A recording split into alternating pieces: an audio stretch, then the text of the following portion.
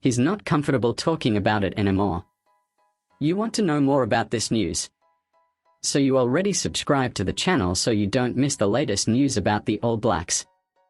Considered a leading contender to take over the team after this year's World Cup in France, the Crusaders coach told media last week that news on the situation could be made public in the next few days. He also indicated he knew what the process would be and said the next 2 weeks is big. Robertson's comments forced New Zealand Rugby (NZR) to release a hasty statement saying they were continuing to have internal discussions but no announcement was imminent.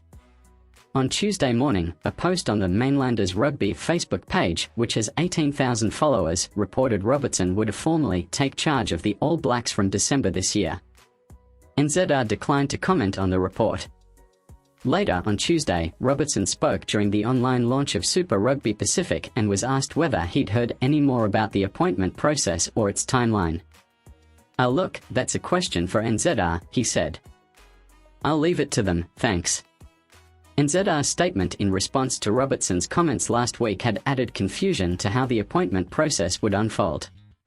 In December, NZR Chief Executive Mark Robertson said the landscape among the international coaching environment was changing and indicated they would likely have to break with tradition and select the team's coach for the next cycle before this year's World Cup.